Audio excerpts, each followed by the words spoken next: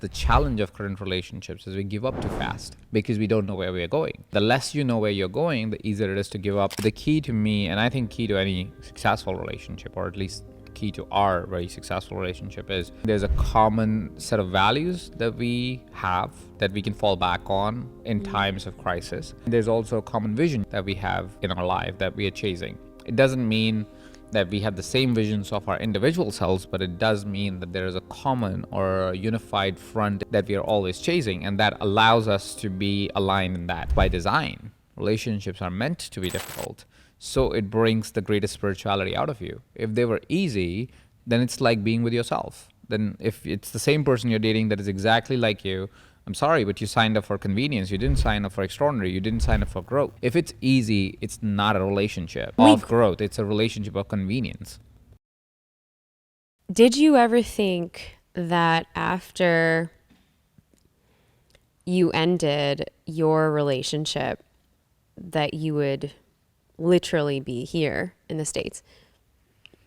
No, but I mean, yes, and so when my first relationship ended, one of the reasons why it ended was because we didn't see the same vision of ourselves anymore, what we want to do with life. My ex-partner was very focused on the let's go to the beach, live on a beach, live the chill life, live that lifestyle that used to be famous at the time, which is retire, right?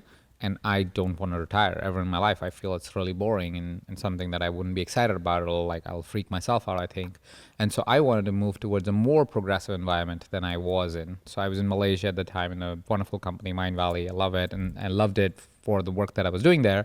At the same point in time, I wanted to move to somewhere where it was closer, either within the frame of Mind Valley or in the frame of personal development and internet marketing. So I actually wanted to move to US because that was probably still is somewhere the most progressive environment to build a business on these fields. It's the most research that gets done here, the most amount of studies that are being done here or by people that are here, and the biggest market of people who want to actually commit to saying yes to their personal growth.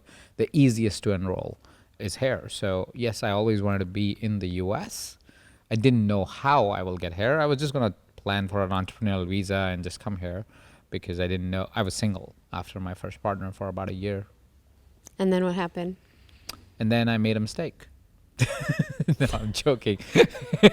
And then we started dating because you were traveling for your first book, Emotional Grit, at the time. This is like 8 years ago. It was 2015, 2016. 2015 is when I quit being CEO of Mind Valley. We should really start dating in 2016. So we should consider that as the first year. But that was the time when you were writing Emotional Grit, or you were almost about to finish writing Emotional Grit. I think you launched late 2016. Yeah, I was in the middle of writing Emotional Grit. I was slated to actually, I spoke at Mind Valley in KL. We also spoke at an event together. Yep. In 2016, and that was in Delhi. And that's when we rekindled. Yeah. Yeah, that's where we really, really got to know each other. Like, we really spent time together in where we were like really taking a deep dive pretty much every day, because you were writing your book. I had offered that you should write it in Malaysia because it's a great place, and I was never really home, so you could just stay at my place and write the book. And that's where you started writing or finishing up your book. I think you started before that.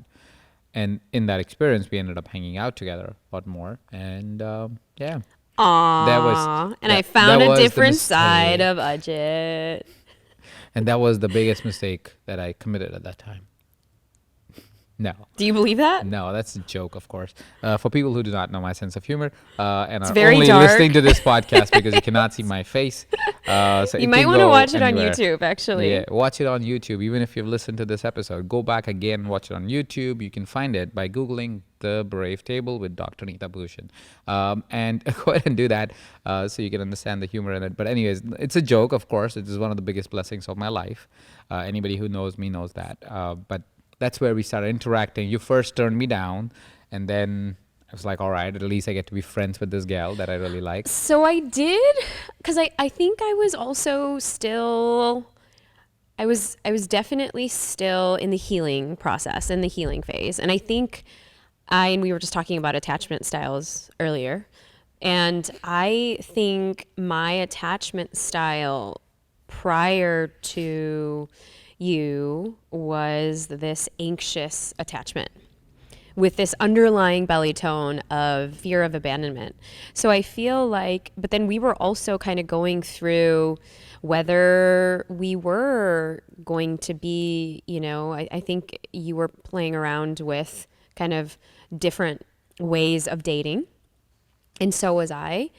But I think there was just definitely this underlying fear of, oh, I don't want to say yes to another relationship. And you were married before. I was also single for a very long time. But there was something that was, different because we had seen each other in 3 different other places around the world before actually seeing each other again in Malaysia. And I feel like, do you consider KL being a really special time in your life? I do consider KL being a really special time in my life. I think that's the place where I really got introduced to personal development. For that, it's a joke now, but the only book I had read before I moved to Kuala Lumpur on personal development was Who Moved My Cheese? It's Who Moved My Cheese. I Who don't Moved think I My ever, Cheese? I don't Oh, it's ever like, heard of it that. used to be a bestseller. I'm sure it's sold like 100 million copies or something. It's like, it's an introduction, basically. It's a story of a mouse whose cheese is being moved. I don't even remember the story, but that was the first Ken Literally. Blackheart, literally the first book I ever read before moving to Mind Valley. And once I moved to Mind Valley, it was like taking a deep dive in personal development because they were all in.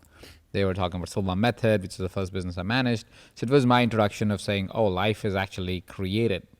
It's not something that you are responding to at all times. You don't have to react to life, you can create life. And that really changed my perspective on how to approach life. So that was definitely a special time for those years. And then once and that's where I found the partner that I was with. Some of my best friends come from there, and I met them there. Then after that ended, KL kind of lost its charm because I had also quit being CEO. I had quit being, like, I didn't really have a purpose to be there. But then I met you there, so that's why it's still got a special place for me. And I still have friends there, some of them at least, that are still there. And so yeah, no, Kuala Lumpur has definitely a special place in my heart. Yeah, I think Kuala Lumpur was a magical time for sure Yeah. because it was, I mean, we also anchored in some really powerful medicine ceremonies. And I mean, individually, I'm saying for me, and then of course we collectively did it as well. But I think it was just the grounding point of asking different questions and how we were going to, or at least for me, and I want to hear, for you, how I was going to go into relationship again. Because remember I gave you that now we do this exercise and we've been doing it for like 7 years now. Yeah. Actually 8 years because we got together 8 years ago. Yeah. And but it was our little cheat sheet, our cheat code of creating our values. Do you remember that night? Yeah, of course. We did it. Yeah. Can you take us through what happened? So I think that actually is It was something that night because you started crying. Was it that night? It could be. Yeah. I don't remember that part, but it could be. But the key to me, and I think key to any successful relationship, or at least key to our very successful relationship, is I think there's a common set of values that we have generally that we can fall back on in times of crisis, and there's also a common vision usually that we have in our life that we are chasing. It doesn't mean that we have the same visions of our individual selves, but it does mean that there is a common or a unified front, if I may, that we are always chasing, and that allows us to be aligned in that. And that can change year on year. It could change 5 years to 5 years, and that's fine. But I think the values have stayed present to us, and we co-created them or co-found them together. So we always have a fallback. And I think I was talking to a friend. I was sharing this with you a couple of days ago, and we walked for almost 2 hours. And this particular friend was kind of struggling in their relationship. And one of the key suggestions I made as a mentor, as a coach, as a friend, was you need to do this exercise. You need to know what you both stand for. So, because there is no relationship that will not go through a lot of chaos. Yeah. That's just never gonna happen. Like, you will go through. It's the, like our friend Colin says, it's the once that really makes your 10 exciting. By one, it means the terrible times, the hard times, the challenging times, the impossible times. Those are the times that sets the standard for how you celebrate the 10, which is your exciting and fun times. If you're not good to experience ones, it's very hard to experience a 10. So in a relationship, it's the same. The reason why you get to celebrate the highs is because you have gone through the lows. But most people quit on the lows. We were researching this data together where 25%, I think 28% of men over 40 in the United States have never been married. Yeah, I think that's shocking. And it's shocking and it's not shocking at the same time. Yeah. You know, this is the Pew Research study. Yep. And because I think that like relationships are hard. They're not easy. We're not given this playbook. I think, and this is going back to, we were like, you were my guinea pig, but I knew, and I feel like you were so open to it too. So the second thing is like, be open and be curious as to how to figure out two pieces of a puzzle kind of like fitting, together, not becoming one whole. Because, and I'll link back to the Rumi poem, and I'll also link the exercise that we did together. That's literally Absolutely do it. Yeah. been everywhere. I'll link it in the show notes for everyone, because I think that if you don't have a standard of what your value systems are and even what your belief systems are, because how many of the things did we bump heads on in the beginning? I think still we bump heads on things, but I think that's why those values are important. Those agreements of saying, what is it that we foundationally agree to? What is it that we are actually going towards? And the paths will be different, and you will bump on things, but that's just living. And I think that's what we don't understand about, at least from my perspective. I feel that's the challenge of current relationships, is we give up too fast because we don't know where we are going. And the less you know where you're going, the easier it is to give up. So I think and this is true for business as well, this is true for health as well. If you don't have long-term clarity, I think you fall for the short-term chaos. And the short-term chaos will always be there, because that's just life. Today is different than yesterday, and it's going to be different than tomorrow. There is no way you can handle that. It changes with the weather sometimes, So that's going to happen. There is no way today's chaos is not going to be there. But you can handle today's chaos if you know what's your long-term clarity. What are you building towards? What you're creating? Then chaos doesn't matter, because you just see it as a thing. You don't see it as the thing. As a bump in the road. Yeah, you just go, this is what happens. It's a relationship. What do you want? Well, and going back to that study, you're absolutely right. I feel like people are afraid to put in the work. And because we're being fed this idea of it's supposed to be in flow and it's supposed to be easy and relationships supposed to, like, he's just supposed to get me. And I want to just have a hot take on that, because like, let's spill the tea on, it's not going to be easy. Yeah, easy is not a path to extraordinary. Easy a path to mediocre and average. Well, and I think what we, and again, we don't have it all figured out. We keep making mistakes every single day, but I feel like I was very persistent on this one thing. And it was, okay, how can I be curious about Ajit's evolvement? Like, we are consistently evolving beings, and which means that we're going to take all of these quizzes. Do you remember when we did, I had you take like human design, what were some of the other ones? Of course, we did human design, we've done astrology, we've done Vedic astrology we too. did the love quiz that Netflix series had on, the quality time, the love languages. Love languages, but the other one too, the erotic blueprint. Yeah, the erotic blueprint. That's a good one. It's a really good one. We've done tons of them, like human design, like you already said. We've done Colby. We've done. We even did Myers-Briggs, which I don't agree with anymore, but we did Myers-Briggs entire certification. Yeah, together. we did that. Yeah, I forgot we did that certification lot, on one weekend. Yeah.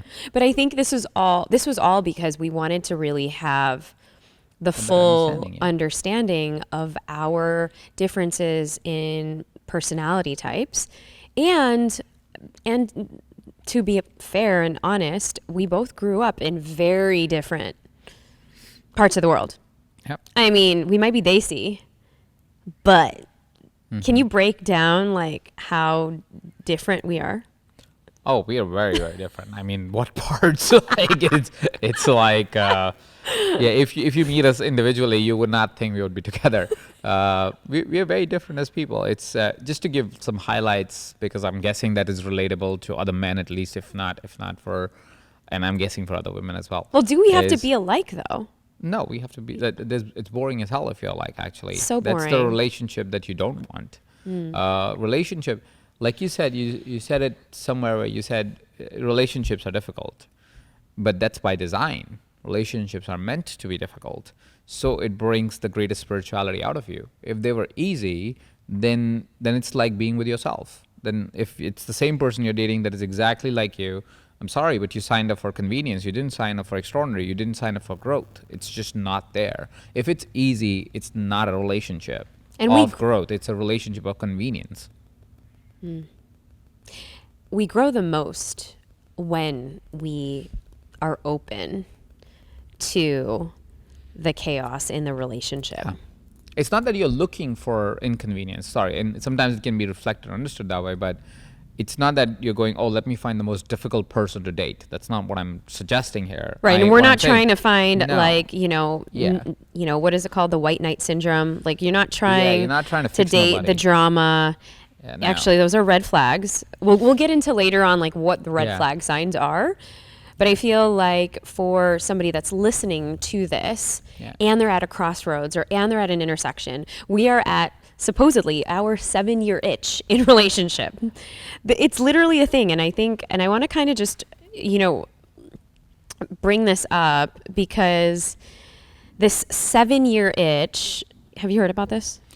Only before this episode that you were talking about it and you were trying to give me research on it, and I'm like, Well, I don't know about that, but it's sure. interesting. I mean, this is just on Wikipedia, but listen, it says it's quoted as having a psychological backing that happiness in a marriage or long-term romantic relationship declines after around 7 years. And, this is interesting because, of course, there's so many different articles on this and why, there's a top Google research of just basically in the search bar of why is the 7th year of marriage the longest, or why is it that the first 7 years of marriage is hard, and we're in that 7th year of marriage. Mm-hmm. Do you believe that 7 was like, when do you believe that was like the hardest year of our marriage? So, Or which year, I should I say. don't know which will be the hardest year, and 7th year has kind of started, or it's in the way or something, I think, right now. We're like, I mean, Marriage, right? We really got married in 2018. We got married in 2017. Oh, okay. Then this is the 7th year. Yeah, this is the basically. 7th year. Yeah, Like approximately, 7 and a whatever. half. Yeah, so I don't necessarily believe about itches and whatever timelines, because I've manipulated enough data to know that all data is manipulated to fit a condition that is sellable. 7 is a great number to sell people, and that's why price points are at $7 or $7.99. This is where your I marketing mean, brain it's goes. like 7 is a number that sells. So is it really a 7-year itch, or the itch is whenever you want it to have, or whenever the situation gets tough? So for us, the situation got really tough about right around the time when Isla was born, because they were like everything that happened at the same timeline. It wasn't because When I started this podcast 2 years ago. yes, it happened to be that everything that good could happen at the same time, but good comes with a lot of work, a lot of intensity, a lot of things that need to be delivered. So your book was coming out, you started a podcast, we had a new baby, our business started to blow up, like Mind Valley Coach started to blow up. We started We another started getting business. thousands of students every cohort. We started a new business. Like everything happened at the same time in that 1 year. And we moved. Pretty much, and we moved to Austin. Like, and pretty much every area of life that I'm saying, right? This is every you can think single work, area of life, life. yeah. You can think about love life, everything. So guess what? When so much is prioritized, love is deprioritized, Yeah. right? Because everything else is getting prioritized, not because it's by design. It just happens to be, and that's Well- why it became hard. Well, and I want to give people a framework to kind of think about because, this goes into kind of our 7 categories that we go back to every year in our 7 categories of our quality of life the way that we prioritize our family and our friendships and our love relationships. I feel like many times people bundle all of those things together and so adamant that those things need to be, you know, separated. And then of course you have career and you have finance and you have your health and your spirituality. But I think in every single aspect of life, everything was being, I guess, triggered and changed. We were doing completely new things. And a lot of those things we didn't really, we butt heads on. Yeah. And, A lot of things where we were doing together, And- which effectively means you'll have disagreements. right. And so, and I had, you know, people ask me this before, how do you work with your partner? How do you guys make it work? And that was actually, I wanted to get into some of the questions people submitted today to bring to the table, and maybe we can Let's start do it. with this one. But how do you work with your spouse, and how have you guys made it work? Sometimes it has worked, sometimes it hasn't worked. Yeah. Just being real, at least from my perspective, and then you give your hot take on it. But I think the only way it works with partner is to have very clear boundaries to what you're gonna do, what I'm gonna do, and restate it again and again and again, even if it's annoying as hell. Is to say you're the CEO of this business, so you're doing this, this, and this, and my job is this, and that's it. And then 100%. stay out of each other's way, except asked to interject. I think the second rule that works for me is don't talk about work with me after X hours of the day, right? So if it is this time of the day after that, unless it is like urgent, something's burning down, that's a different thing. Otherwise, don't talk to me about it. The third thing that has worked for me is set up time for work. Like, for example, we every day, pretty much every day, except for like Wednesdays or if it's a shoot day or something, we have a set time, 12:30 in the afternoon Yeah, for we check 30 in. minutes. We check in, and that involves any work check-in that needs Yeah. to happen. So it kind of gets it out of the way, and you don't have to ask the question, oh crap, when do I discuss this? And so it happens to not go home as frequently and as often as it would otherwise go. Those are some of the things that works for me, definitely. I do think the problem is if that's the only thing both of you have, it's going to be very hard and they'll always go home. And that's the thing that we don't have. We have our things, and then we have together things. And our things are our things. Nobody needs to interject Yeah. and beat around on that. And our together things is where we discuss, and there's agendas and clarity and boundaries and everything, so it makes it easier. And I think that in the beginning, we started doing small projects together. And, you know, I'm the one that's like, oh my gosh, let's do everything together. I love spending time with you. I love figuring out new things and brainstorming. And then we're like, oh, okay, then we had kids. We had one. And then we had another one. And then you're not sleeping. And then, you know, shit hits the fan.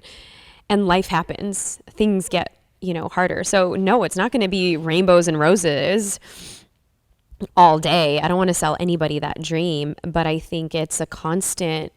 We've prioritized communication so much. And I want to kind of bring up even, you know, how we fight and what we've learned about repair and reconciliation. Yeah.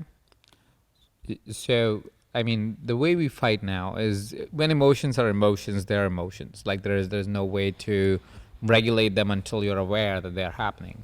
At least that's my perspective on it.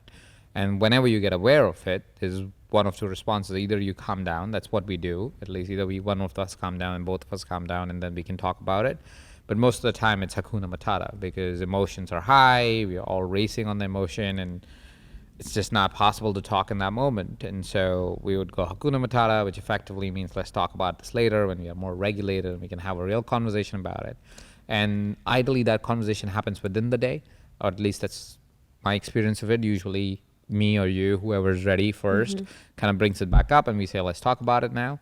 And then we talk about it and talk about it like how one would talk about it. But it doesn't just go like, here is pointers to talk about. I think it goes, this is how you made me feel, or this is how I felt in that particular situation or in that particular event of conversation.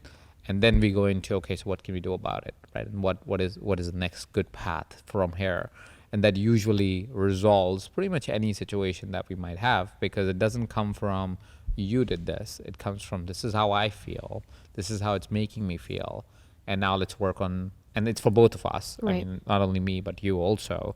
And then it helps us really find a solution, because now we know how the other person is feeling versus, just something that is top of mind. And so you're going at it. It's like, no, what's the deep thing that's actually affecting the person? Well, and I feel like there's a way to bring things up. And I think that many times, many times most couples are fighting about finances, or why is the dirty laundry like at the end of the bed again, or why didn't you empty the dishwasher? I told you the 10th time, the We mom. don't fight for those things, surprisingly. I know we None don't of fight the, for those things, but and I kind of want to go into, we're not the perfect couple by any means, but I feel like, but we're not fighting about dishwasher, yeah, and you no. shouldn't either. But I think it's also because we value cleanliness at a. Yeah, but I mean, this is a subtle comment on, that's an easier issue to solve. Like, Right. what is it behind the dishwasher problem? Find that, and you will not have that fight. No, that's The that's so bigger true. fights a person It's a can it's a fight, bigger yeah. fight. But most people fight about the finances. Yes, finance. Is That's a a big one, that's a huge one. yeah. Finances and, sex. That's another one. Yeah. And so, but I think that, during that time, we had to figure out what our safe word was going to be. And I want to talk about safe words because you're right. When things are so high, it's like, I'm not listening to you. You're not listening to me. We're going to be screaming or shouting over each other. So why bother? Mm-hmm. And now that we have little kids, I feel like Well, we've so that as had an that example, yeah. personal agreement that we're not, sometimes things happen and then emotions get wild. But one of us knows when to say a safe word. So, Brave Table fam, if you're listening to this and you don't have a safe word with your partner, maybe that's one of the things that you figure out today is, what is that safe word? Mm-hmm. I know that now we have one even with Ari. Yep. Like, if we are on our phones, Yeah. he'll say, pineapple pizza. Mm-hmm. And then I'm like, okay, I know that he needs my attention now. Mm-hmm. Pineapple pizza, mama. Okay, I'm off my phone. Mm-hmm. And with us, it's been Hakuna Matata Yep. for years now. Actually, since we Mm-hmm. since we started our journey together. And I feel like that has been probably the biggest shift for any relationship that, I've been in. And I think that for us now we're trying to teach Isla Mm-hmm. to have a safe word, but it's not going to happen. She's 2.5. Mm-hmm. Yet, I think that even when you're sharing about these brave conversations, in order to repair and reconcile, we have to be courageous to actually bring the thing up without, coming from that place of, I feel resentful, or I feel hurt, or I feel angry. What would you say about that? I agree, and I think most fights are pure emotions. It's got no rationale in there. It's completely emotional, and that's why it needs to be paused. For you to get into your rational mind and go, what's actually important, and why are we even fighting? And often, at least in my experience, what I've found is what you're fighting about is what is not actually the fight. The fight is actually something else completely. And that's why the resolve process that we have, and much thanks to you to come up with the resolve process or work on the resolve process with me, is to say, okay, let's first experience as to what are you experiencing because of which you're even fighting. Like, as a Because it's person, your like personally to you. experience, Yeah, right? personally to You're you, going to yeah. have your own experience, and I need to be mindful and respectful for your experience. Yeah. It might be completely opposite to what I was experiencing, Yeah. but I still need to honor that was your experience. Yeah, and that helps you create a baseline that actually works, because suddenly if you love someone, you do care for their experience. You do care how they feel in that particular situation. And because you do care, suddenly instead of acting from me, now you're empathetic about, oh, what's up with you? Right now I can lean into your experience. There's an experiment that was done a long time ago. Some psychologist, I don't remember her. I think it's in the book Us. I could be wrong though. What they did is they got two sets of couples over 40, like people who have been married, I think 10 years and over. And they said, all right, one set of couple was to journal their experience of when they were having arguments. These were the couples that were deciding to split. Like I think there were 40 in total, 20 were asked to do one side of the experiment, which was go and do journaling, right? Journaling is great. Journaling is supposed to heal everything, right? That's at least what a personal growth author will tell you. And so go ahead and journal your experience every time you have a fight. So you're writing, I feel pissed, I'm mad, she did this again, he did this again, whatever it is, right? So they're journaling their experience, right? The other group was told, hey, you're journaling too, but you're not journaling your experience. You're journaling what happened and what you think happened from every perspective, right? Which means you're writing from the perspective of your partner, you're writing from your perspective, and you're also writing it from a perspective of as if you're watching a movie and you could look at both people's realities, right? And they found, I think they did this experiment for 30 or 60 days. In 60 days, the group one, which was just doing a personal experience, had no change in their desire to separate or reduction in fights. Absolutely nothing. Journaling didn't help them. The second group had 100% change, which effectively meant that none of them were fighting as much or wanted to get separated in any ways, right? All they did, both of them journaled. They just journaled differently. What we learned, or at least my experience out of that, or learning out of that, was it's not about knowing just your experience. Yeah. It's about knowing their experience. And because in that process that we just talked about, almost the first thing that we are discussing is your experience. And by your, it means you are asking my experience and I'm asking your experience. Suddenly I am dissociated from just my story that I'm telling myself, or how you are doing wrong to me, or how this is bullshit, or whatever it is. I'm more leaning into, that's what's happening.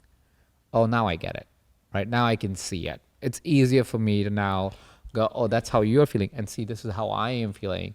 Now we can be how we are feeling. But otherwise, I'm just in my head and I'm just thinking about, and that's what happens with us, right? Even when we take a break, a lot of us are just thinking about the same story 1,000 times over, and now that situation is worse than before you said, let's take a break. And that's what happens with, look at yourself, look at your own thoughts, anybody. Any situation that has impacted you is basically you told that story of how it has done wrong to you 1,000 times over. Yeah. It's how we make those beliefs and those meanings in our head. Yeah. And so if we think, oh, I can't believe he did this. I can't believe for the 10th time he left his socks on the floor. Yeah. Now you're riling yourself up, right? You're just Can't believe riling it. yourself up. Yeah. So you're just going, it's happening again. It's so mad. I'm so pissed. They do not respect me. They do not. And then it's all about you. But till the time it'll be about you, you'll never be able to resolve the situation because you just think everybody's doing you wrong. Right. Instead of having empathy at the end of the day, having empathy. And I think that has been, while of course, we're lovers of personal growth, but I think, the other big thing that I wanted to also kind of peel away in that exercise specifically is that we're always looking for the good in the other person because they're your home team. Like, you are my home team. I'm going to always look for the good in you. I am not going to think that this person tried to be malicious because this is my person. This is my human. Like, why would they want to do anything maliciously? Okay, so they forgot the sock. Mm-hmm. Because they're probably struggling They're themselves. probably struggling, or they probably need more support. Yeah. And I think now that if Ari has forgotten, I don't know, his socks on the floor quite a few times, I'm going to say, all right, love, let me help you. Let me help you pick this up. And then change, of course, the strategy of how we're going to shift that. And the reason why I'm bringing the kids involved with this is it goes back to communication and setting boundaries. And I feel like it's so easy for us to A, take things personally in relationship, and B, get stuck in the story of our mind of that person, instead of thinking that, okay, every day, every hour, so you're done with this podcast, every hour you have an opportunity to think differently, to change that story, to change that narrative. Yeah, that's so true. Will we? Yeah. So where do you think we bump heads the most now? Because I feel like before, when we got together 7 years ago, there were a lot of differences. I think it was, you were from India. And while my dad's side is from India too, and I feel culturally I have, a lot of the things from being there. It was just very different. And so we bumped heads on even sometimes the intonation of how I would speak. We would bump heads on finances, on some family things. Yep. There's we would still bump heads on some of those things. They're just different things now, like within the frame of that thing. Like, for example, I think we still have our disagreements on how we approach finances because we just have different financial styles. True. And I think it's perfectly okay till the time we understand that's like, I understand your financial style and I think you understand mine. So it doesn't bother us anymore in the way we approach, especially because we communicate. You go, hey, here's why I'm doing this. And you go, here's why I'm doing this. And so there is a middle path that's not always in agreement with me or never always in agreement with you. But it's a middle path. And both of us go, this is the together path. And then there's individual ways of behaving around finances. There's approaches that are not wrong. They're just different.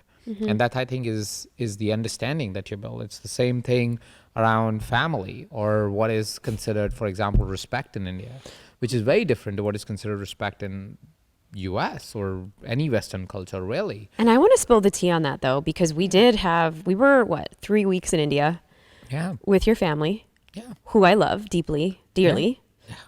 and Bua was there too. Yeah. And even in that, because our side we're Punjabi, AF. Yeah. So for anybody who doesn't know. For all the non-Indians who don't know what a Punjabi is, it's basically, I'm trying to correlate as to what culturally insensitive I can say. We're just really, this side of the world. We're just really loud. We're loud and sometimes. They're like the Latin family. Latin families are supposed to be loud and they party a lot, and at least that's what I know. They're very family oriented, same as Punjabis. Yeah. They're very, very much like that. And then Janis, or you're from Rajasthan, so you guys are very like you're like the British. You're like very royal, and it's even the way you speak has so much respectful tones. The women only speak at a certain octave level. I think men or women, especially my family, we only speak at a particular level. We're very soft-spoken, as one would call them.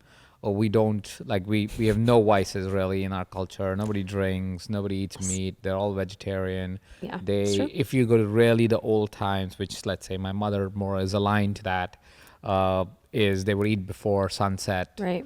They do fasting. They're very very, very... sattvic is the word that we use in India. I'm trying to correlate that word. It's very clean living, one may call it. It's just very clean, very, very simple, very simple living. Simple. Yeah. There's nothing is loud. Nothing is over the top. Everything is very, gentle. Simple. Yeah. Which, of course, it's neither is right or wrong. It's just different styles of living. It's different. So then when our families come together, it's funny, actually. It's quite hilarious. It's ridiculous. It's completely different styles, and so it kind of is like a. I'll get triggered. Anything that we would ask our family or my side of the family for, and two, even when we go, hey, listen, we really want to do this with you, they would go no. It's basically the default answer is no, we don't need that. I remember this just happened, right? Because they live in a wonderful house, but we're like, hey, now we come with two families, me and my brother. Both bring our families together for this one big holiday that we do in India, which is effectively that puts it around 10 to 12 people in the house. So we're like, can we get a farm where we can all go and, we can really enjoy every holiday. We don't have to rent out places for it because we just don't fit the house where just two of you live. And so can we buy one? And they're like, no. I was like, but you like living on a farm. They're like, no, too much responsibility. I was like, okay, why? Somebody's taking care of you. You're not doing anything. Yeah, no. So I was like, wow, that is, they definitely approach life very differently.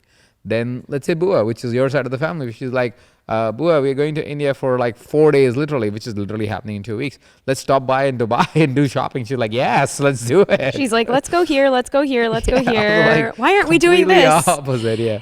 I mean, it is interesting, and I have, while we've definitely bumped heads, on this many times, I feel like just as a outspoken female, they see female, and I think that because there's certain times where people are like, well, why are you sharing that? How could you share that? Oh my gosh, why are you telling the public about your private life?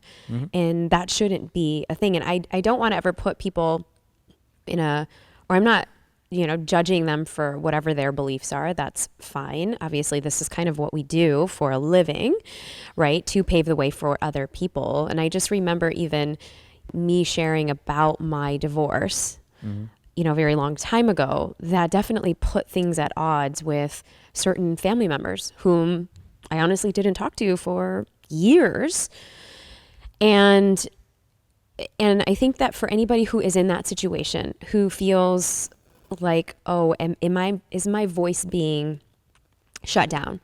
Is my light being dimmed? Or, is my spouse not accepting of me? Or is my spouse's family not accepting of me?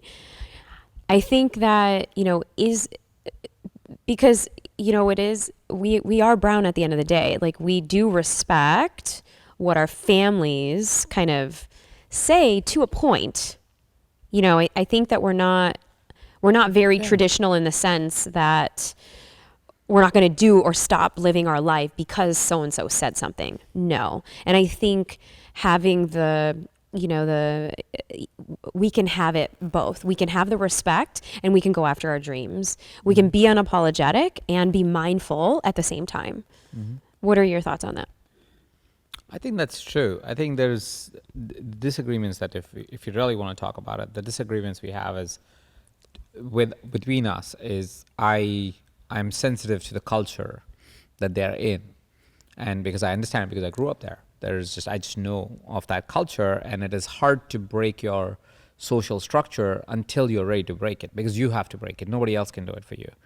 So I think certain things that we disagree with family on are their cultural norms, and so it becomes harder for them to be able to do that. And I think that's what causes disagreements, is because they think culturally it doesn't make any sense for them to want to accept it or any desire to accept it. And that's, I think, completely their choice. It's fine if that's what they want in their lives.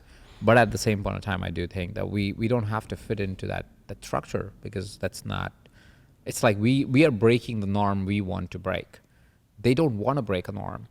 That doesn't mean they are wrong. It just means that they have an understanding of the world that is different than our understanding of the world, and an experience of the world that is different than our experience of the world. I don't think either of us especially are in any way called average, right? We don't fit any mold. We don't fit a storyline. We've done things that are completely counterintuitive to a person that has lived mostly in the world. We are in a chase of extraordinary. Us doing this podcast is, as much as there are a million podcasts on Apple iTunes or whatever number is.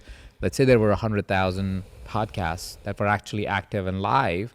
There is 8 billion people in the world. There's only 100,000 people that decided we should have a podcast, right? So you're already like point some % of the world that actually has the courage to do these kind of things, right? To have a talk.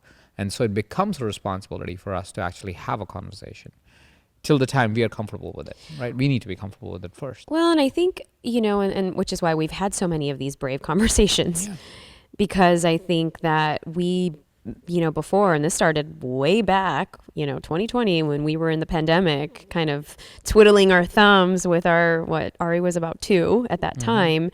But just having these conversations around our, living room table or dining room table back then, to say, how can we have more of these brave conversations with our family members, to say, okay, I love you, but I don't really agree with you this way.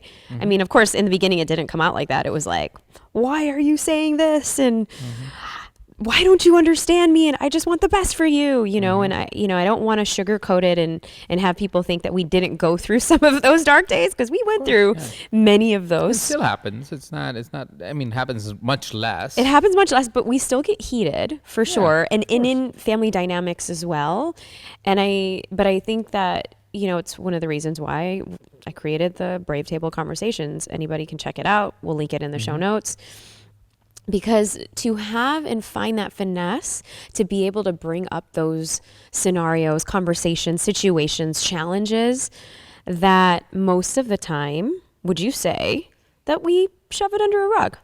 I mean, not we, but generally, We also people, sometimes shove it under the rug, and yes, generally that's what families, yeah, because it's uncomfortable. it's uncomfortable. And you don't know what's the outcome that you want, and you know that most of the time it'll get rejected, especially if you're talking to someone who is, at least in our culture, is older than us. And because culturally they think they know it all. Can you break that down with the elders and how we Yeah. view elders? So I mean, not just our. I don't know how much it's applicable in every culture, but I know in most, at least Eastern cultures, your elder or whoever is older to you is like the elder of the house or elder of the village, as it used to be. And so you listen to the elders. You don't necessarily argue with the You don't elders. challenge. You don't challenge the elders, and that's new for the elders to be challenged that way, because they're not used to being challenged. They never challenge their elders. Like, I remember still that anything my grandfather would say would be the word of God in the family, like in the word of God of in the house. If he said, "No, you're not going to meet your friends today," you're not going to go meet your friends today. You won't go, but why? Right? So that was true. That was true. You will be back. I still remember, and this is going to sound so ridiculous on camera. I'm sorry, Dad. I love you. But I still remember there was a curfew my father had after he had two children. He had to be back home by 10 p.m. He had to be back home by 10 p.m. And I remember because I was old enough that we would go, oh, we have to leave. We were at like some friend's house, like my parents' friend's house, and we all kids were playing, and we would be the first to leave the party because we had to be back home by 10 p.m. because that was curfew time. My father was probably in his 40s at the time. He was following a curfew time in his 40s because he wouldn't go against an elder. Now think about that person who is seasoned and conditioned like that until his 40s, and of course until his probably his 50s as well, because that's when my grandparents passed, and he was the one putting on curfew now, right? Because he was the eldest son, which he didn't put any, so which is great. But at the same point of time, think about somebody's perspective of life. Is they believe that's how you approach an elder, and that's how they did, and because of that, that's how they expect you to be, right? Not because they don't think it's constraining. They think that was for protection, right? Come back by 10 p.m. because after that, the roads are silent and quiet. And so you're unsafe. You're walking with your wife and kids. That was probably the logic of my grandfather. But my father, and my father probably understands all of that. But at the same point in time, he has to, like now my father has the other problem. He cannot go to sleep until everybody's home. And you know Right. this. Yeah. Because he would be like, yeah, it's okay. Just call me. I'll open the door. He'll Right. lock And this, everything. yeah, And he it's will true. open at 1 o'clock and stay awake He'll stay until awake we for are us. home. I know my Until dad we used to say, do hey, we're that too. not coming home all night. And so we're going It's to go true. sleep at a hotel or a friend's house or whatever. And then it's like, all right, we can party till late. Otherwise, you have to be home by It 12 or was 1 in the night, it was because sweet. you're like, dude, like you're not going to go to bed Sweet. until we are home. Yeah, it was sweet. I mean, this past time Even we here in were. Austin. That's true here, Yeah. even here in Austin. But we were just in India, and Yeah. we were in Jaipur, and we had gone out to meet friends for dinner, and of course, as things do, people eat late in Jaipur. Yeah. But he was waiting for us at the gate. Yeah. Why Opening the door for you. open the door? So, And point really it took being, me there's- back to like being a teenager with my dad standing at the door waiting for me to come home. I mean, it's very sweet, and I think it's so great that you're giving perspective to this, because I think that in the West it's so easy because most people live on this individualism, and they're probably even like thinking and watching this saying like, well, how do you let your elders run the show? And I don't think we necessarily think of it that way. Yeah, and you're not letting elders run the show. I think the society has changed. It's not like my dad saying your curfew time is 10 p.m. and he wants me to adhere to it. He's simply Right. saying, I'm adapting to your needs. I understand you want to be with your friends, but I have my conditioning and I can't get over it. and I don't want to get over it, more importantly. And so I'm going to be up. I'll open the door. You don't have to worry about it. Yeah. Nothing impacts you. You can still get to live your life. What I'm really bringing attention to here is, if we have disagreement with somebody who has had a certain experience in life, and that's true for elders or that's true for anybody, it's because we are not trying to understand what they are going through. We are keeping the understanding limited to what I want to experience. Yeah, it's the moment we I. switch the perspective is, okay, what do they need in this situation? Like my father needs to feel safe about his children. That's what he needs. So text him. It's fine. Tell him, hey, I'm getting a little late, which I do, right? Have you seen me do it, right? 11 o'clock, hey, gonna be late, probably around 12:30. And he then feels safe. He doesn't have to have the anxiety of the kids are not home, right? And I think that's kind of what, the more developed you become, it is somebody's quote, and our common friend and my business partner, Bhushan, was saying this on one of the seminars we were doing live. And I'm going to probably butcher the quote, but it's a Neil Donald Walsh quote where it says, once you don't have to, the most evolved person is not the one that needs to forgive, it's the person that understands. Right? It's a Neil Donald Walsh quote. Maybe we can put the right one there because it's probably butchered completely what I said. But the essence was that, is that you don't even have to worry about anything once you start just understanding. That's what is happening on the other end. Your parents, what I found, and it could be true just because of my upbringing and the way I understand parenting, is, to me, even me as a parent right now, all I am trying to do is the best for my kids. Does it always mean that they see it as the best for themselves? No. Right? And I think once we get to that place where we go, whatever they are doing, even if it's messed up, even if it sounds racist or whatever it is, it's a sense of safety, security, and sense of, and I'm not saying every parent is like that, but I think most are. Most are saying, hey, what's the best I can do for my kids? Whatever that looks like. Because think about it. A parent has invested, 20, 30 years of their life to get you from 0 to 20, right? Why would they destroy 20 years of work? Why would anybody? Right. They're doing the best that they can with the resources that they have at the time. And even today, they're doing the best they can with the resources they have, even if they sound crazy to you. Yeah. You don't agree? No, no. I'm just sighing because I think that it's reminding me of literally one of my, it's one of my still top rated videos on YouTube, and it's, how do you deal with your Asian parents? Literally, it's the top, and I think I recorded that like super early on in my YouTube days. I mean, you guys can go check it out and laugh at me, but it's like a 2-minute video. It's so not polished. I think I was like doing a rant, but it was like in 2015 or 2016. That still gets so much search volume. How to deal with your Asian parents. And I think that, it just goes back to they're having their own experience. And it's going back to really our thread for this conversation is to really have empathy on, now. And remember, I don't know, for the parents out there, it's like your parents said, well, you'll never understand this until you have your own kids.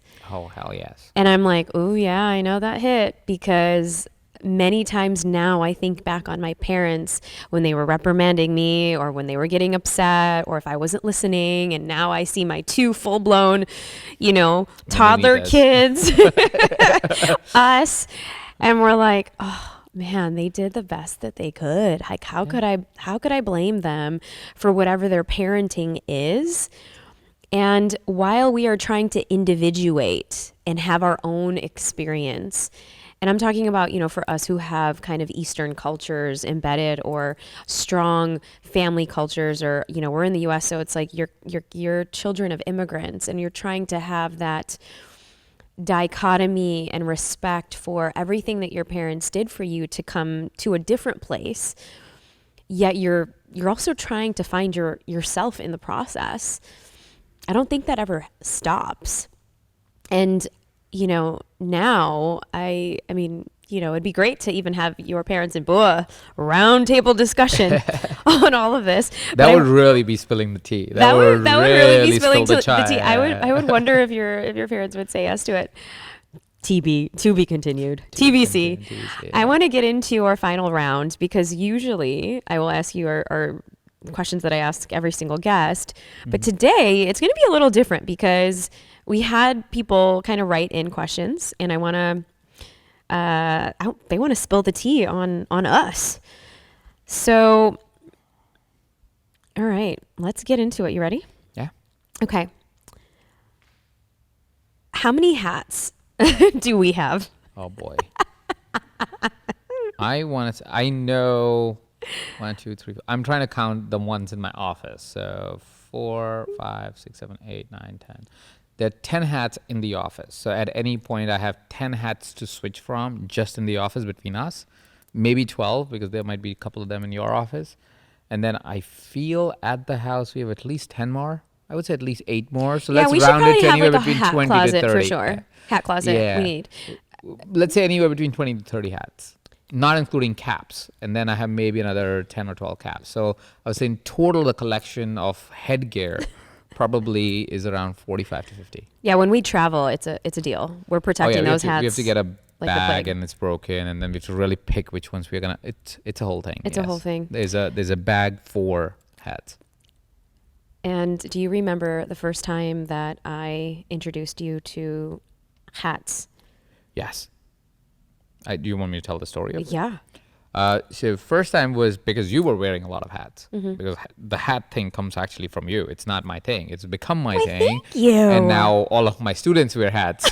So it's become a thing. love But your it term really starting a is trend. you who started the whole hat thing. Culture Because you shaper would over wear here. hats. Huh? I said culture shaper over here. Yeah, you are. You are. I don't think you're surprised about that. You're a culture shaper in many things, but hats definitely one of them. That's why you see so many coaches with hats. It's all credit to Neeta. In case you are a coach, you think you did it. No, you were looking at me and Neeta's videos, and eventually you got sold that this is a great idea, and now you wear hats. So, Okay, we might have a hat line soon. Maybe that's coming comment up. on that and share it on your social profiles and credit Neeta Bhushan for your hat collection.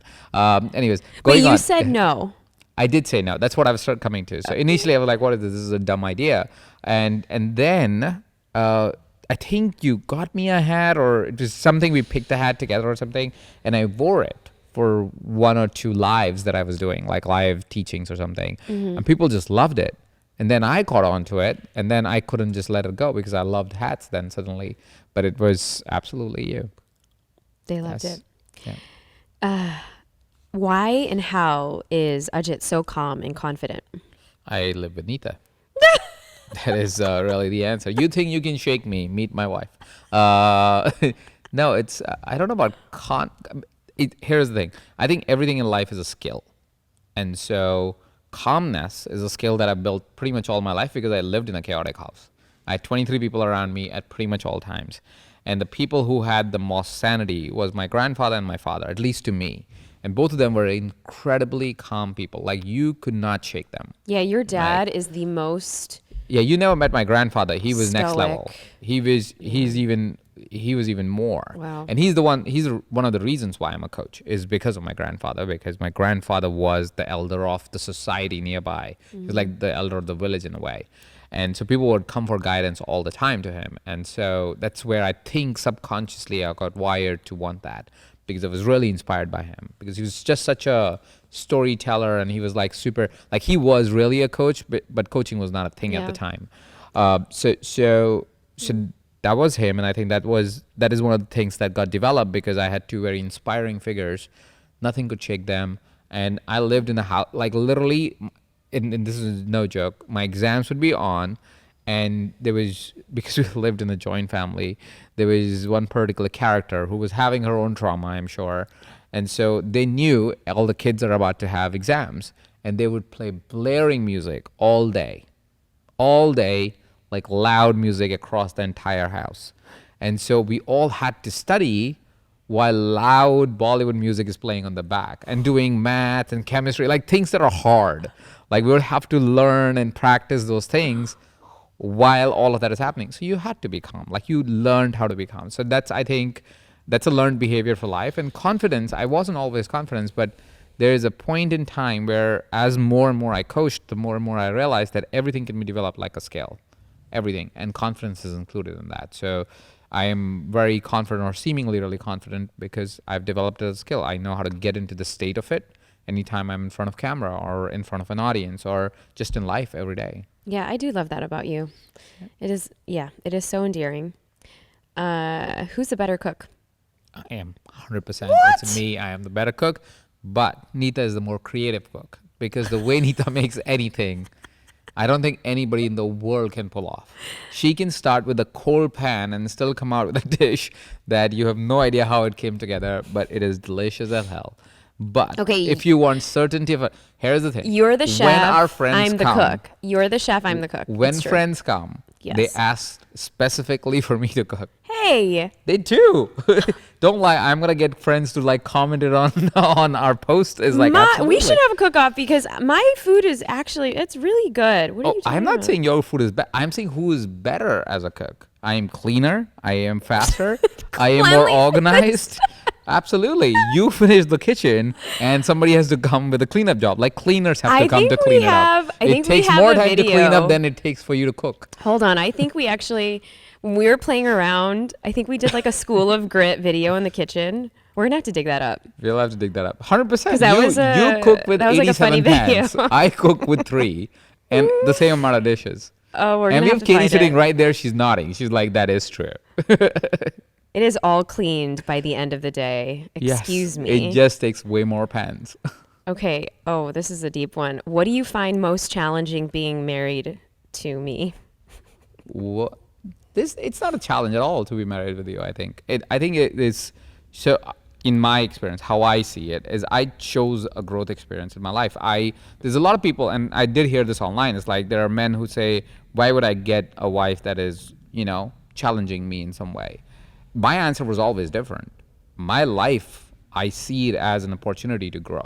Like, I don't want to live in an experience that is, I can predictably say what will happen tomorrow. I want some level of certainty, but beyond that, the only thing I chase, that's why I'm in business for that matter. I mean, look at the career I chose.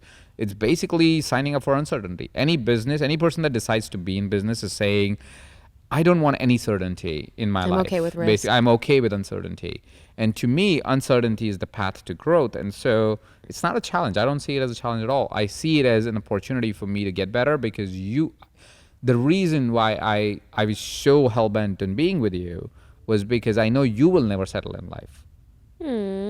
Because it's true. Like, you just don't. Like, if you, it's not that you're chaos addicted, because sometimes people can confuse that, but you're growth addicted. Like, you am. go, hey, how can we do this better? Or how can we do X? Or whatever that is. And it's not only about business, everything in life. How can we be a better parent? How can we be a better, cooks? How can we be a better host? How can we be better? Everything is about, every question is oriented towards how can we make this vertical better? How can we better our relationship with our elderlies? How can we make our relationship better with our kids, our friends? Like, pretty much everything in life, our businesses, our business partners. That question is always there. And so it challenges me in a way of growing me. It doesn't challenge me in the way of where I feel like this bitch is crazy. No, that's not what I'm thinking pretty much ever. So it's not LFG challenging, baby, yeah. LFG. Yeah, it's true. It is true. Yeah. It's true. Yeah. What do you find? I mean, I do sometimes say this bitch is crazy, but that's out of love. What do you find most fulfilling being married to me? What is the most fulfilling part of? It's a difficult question, mostly because why do I have to pick one? I mean, this is the question. It's so one has to understand one thing about me to understand why it's so difficult is because I am a person, and that's why sometimes it is annoying to be with me, I think, more than it's annoying to be with you, is I'm a glass half full, which means it's very hard for me to see a negative. I'm a mismatcher, which means when I'm talking about a action step, I would look for all the gaps in that action and I will be able to solve them.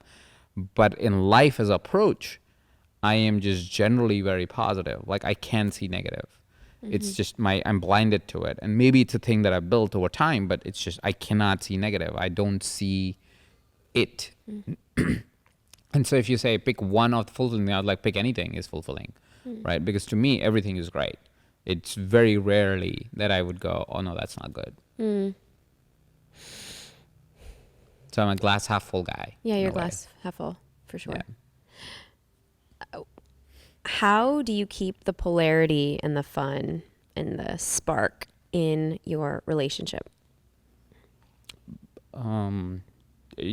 So how do we keep it alive is by actively, I don't know if this, we are polar, we have natural polarity. Yeah, we have But we natural do make polarity. an effort towards dating each other.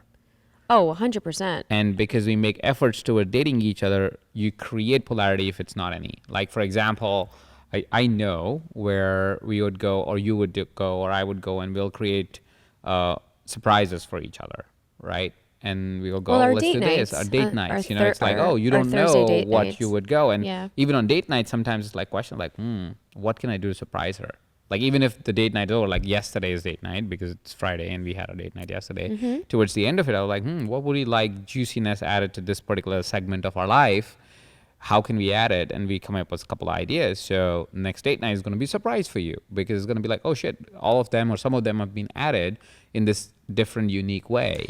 Well, and I want to So just it's a weekly process. and I want to add context to that because I think we changed our date night structure now, I want to say a year ago. Yeah, almost. I would say Because almost a year and a half. because too. yeah, maybe it was a year ago or a year and a half ago. Definitely more than a year. It was yeah. after Isla was born, and we're like, okay, we need to like juice things up, Yeah, date spice nights are things getting up. boring. Yeah. And so the idea that I was playing around with, I was like, okay. And ladies, this is for you. Anybody who feels like their husbands or spouses or partners are not, doing the thing, then it's like, all right, let's take turns planning the dates. Yeah. And it was, I'll take, the odd numbers of the months of the year. So January, March, so every other month. So January, March, May, so on and so forth. And you would take the even months of the year. So February, et cetera, et cetera, et cetera. And we pick our day, which is Thursday. And we have a series of, it's 3 themes that we can choose from. So it's adventure, sensuality, connection. So you have the 3 themes for the whole month. And so if you want adventure, whatever you want to do, and I've done, because I know that you wouldn't pick this. So when it's my time to plan, Hot yoga. I'll do hot yoga was 1. I mean, hey, adventure, and you get a workout in. 2 was renting bikes, because I love bike riding. And, we did like a really hard hike. That was date night. Mm-hmm. And then for connection, it could be like, the restaurants that we go to, or, intimacy. It could be pretending like, we're having a staycation and we're going to a hotel that's like in the city, or you make a date night outside of the city, something like that. But so that it kind of is, there's polarity, because then, there's role play if you want. There's all the different dynamics. And I think that it can actually add to the different dimensions of our relationship. Like even at work, like everybody calls you AJ. I call you AJ. But when we're at home, it's Ajit or Dada. Yeah. Depending on, I yeah. mean, it depends. It depends. Depends on who's calling me. Depends on who's calling. But I think it's also, it's one more thing that I think helps our polarity is, while we have together things, they're not together things. Like events that we do by ourselves, travel places that we go to by ourselves. And what it does is it creates a new experience that is an interesting experience for the other person. So if I go to an event where you're not part of that event. And rarely I will It's go to some of the events with you, because I think that, and we've had this conversation. But I it's think by design. It actually helps. It helps you, because then you get to do you, and then you're like, Neeta, I'm not going to go to any events you go to, so that you can do you. And also when you come back, now you have something else to talk about, because it happened out of the container and you didn't get updated on it for like a week. Let's say if you're away for a week. Like right now you're going to India and then Dubai, and you're doing your own thing for like 8 or 10 days, whatever length of the duration that is. And then before that, you're taking the kids to Chicago. So you have a whole almost 15-day period where I'm not actually going to be a part of that experience at all. And you will grow by the time you'll come back. And I'll grow differently, because I am doing a whole athletic thing while you're gone. So I'll be a different person by the time you meet me. And so it'll be an interesting polarity by design, by individually growing in our areas. But I think the important part of it is to have that also weaved into your life, is go grow by yourself so you can stay interesting to your partner. Otherwise, you won't be interesting to your partner. And if you're not interesting to your partner, of course, it becomes boring. Yeah, it kind of becomes flat. Hmm? Yeah, it becomes flat. It becomes flat, which is why most relationship after 5 or 10 years or whatever, the 7-year itch that The you're talking about 7-year itch. is because for 7 years you were fucking boring. Well, I mean, Or you were the same. Let's say so it that way. so here's the thing about that, though. I want to kind of circle it back because with that 7-year itch, I feel like there was a study also indicated there that most couples between that 5 to 10-year mark, they are having kids, they are buying houses, they are kind of stretching themselves financially, and they're kind of growing in their career. So naturally, you will have a lot of this strife and new identity shifts. And when you add a kid, Brave Table fam, I've already done many shows on this, so you can go back and listen to those. But it does change you. It adds a different dimension of stress. And so, to also ask others for support. Like, we have our crew of healers and therapists and coaches, that we hire to actually keep our sacred container sacred. Absolutely. And stress is an opportunity to grow if you let it. Yeah. Right. So I'm not saying when you're stressed, of course, you're in that emotion. It sucks. Nobody's saying that's exciting. But there is a point where you get out of it. It can take one day. It can take 1 month. I'm not saying how long it'll take, but it will take. And that's why when we were initially talking about these research data, including the research data of, 28% of men over 40 are single, all of the data usually is about average or below average, because data is compiled to find where the state of society is. If you're listening to this podcast, it's more likely that you're not in the average. So don't make it your standard. If you're fitting that standard, it's because you've chosen to be extraordinary in one area of your life, but have chosen not to be extraordinary in the others, right? And that's a choice. You think money is more important, so you became an extraordinary, and that usually is the trend, is you become extraordinary in career, and then you go, oh crap, I don't have a partner. Yeah. Or me and my partner don't have a relationship. Or we don't go to date nights. Whatever that thing is, the reason is not because you can't do it. The reason is because you've chosen not to do it. And you have unconsciously chosen because usually you will fall to whatever is the greatest fear of your life, right? So if your greatest fear of life is I'm going to be broke because let's say my family was or whatever it was, so I'll keep working hard, right? Or I will not give time to anything else. So now, yes, you're in a situation where you feel that, oh, you're successful financially, but your life kind of sucks. And it happened with me, is why I have this awareness towards it, Right. is that you will always fall for your greatest fear. So either you work on it and then you're aware of it and then you go, okay, crap, that's my greatest fear, which means I have to consciously be aware to not fall for it. And more you do that, the more balanced, and by balance, it's completely subjective to what your balance means to you, the more balanced the life gets, right? It's not the same number of hours. It's the quality of time that you give to things that are important to you, right? So I think that's where we really fail. We fail to dimensionalize every piece of information and say, what's most important to me and what is the cost of it that I'm willing to pay, or cost of it I'm not willing to pay, because it'll change the way you approach it. But yes, data is useful because it brings awareness, but it also mostly is telling you, are you close to the average or below average, or are you living extraordinary life? So if you are having the 7 to 10 year, my marriage sucks kind of a situation, it's not because it's a 7-year thing. It's because you haven't given it attention. You can probably fix it in the next one.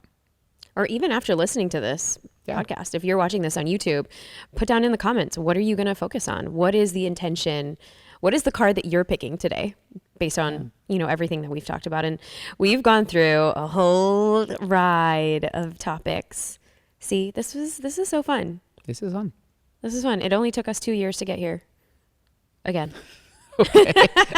We are with each other every day. No, but I'm saying you have just way on more the important Brave guests Table. that show up on Brave Table. Hey. Hey, if you're listening to this episode, go check out the previous episodes, because you'll see the quality of guests Neeta has gotten in the past, and you'll realize, it's kind of like, No, but everyone's just an been average waiting for episode. this. All right, let us know what you think. And of course, everyone's going to be obviously following you. So where can everybody learn more about my boo? I am at Instagram at Real Coach Ajit. That's the place to follow. And if you follow Neeta, you're following me anyway. So you have all my life updates. So go ahead and follow at Neeta Bhushan. Okay, one final question. Mm-hmm. What word describes the season and stage that you are in?